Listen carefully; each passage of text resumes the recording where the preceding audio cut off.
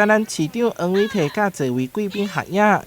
看到后壁的人公仔车顶面印有台南400主视角。活动的时阵，就参像伫转动台南400，相当特别。其实我们公司的每一台车，我们都有做彩绘啦，都希望说车子出去呢，能够给这个市容带来一个比较好的印象啊。也希望说大家看到我们这台南400的混凝土车在路上跑的时候，也知道我们台南建成400年这个故事、这个历史这样。另外，还有统一式的棒球、酒店的酒杯，还有碰饼、抱枕、饮料杯啊，连化妆品等生活日常用品，拢有印着台南400标志。我们也是文化局第一波酒店响应的一个饭店。那我们在大厅有3部电梯，也做了台南400的意象，还有包括大厅呢，我们做了6个投射灯，可以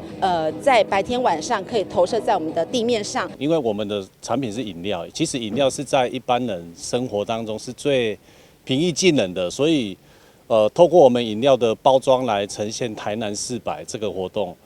非常适合。市府文化局和产业各界共同发挥创意，将台南400主视觉系统运用伫商品当中。第一波就发表50外件，未来还阁会有新品来发表。意象是可以留下很久的，包括文字、包括影像、包括书面、包括一些活动，都可以留下一些记录，留下很久的。所以台南400要怎么营造，就由大家一起来开始想。台南400明天响应，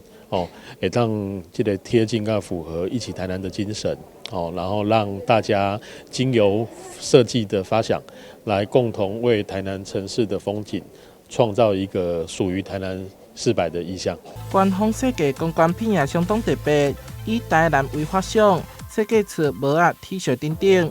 顶面的字使用在地中英文，传达出无同时代台湾专色。文化局欢迎各界透过申请来使用台南400主视觉创意，公司协力展现台南在地文创力量。台南新闻所采访报道。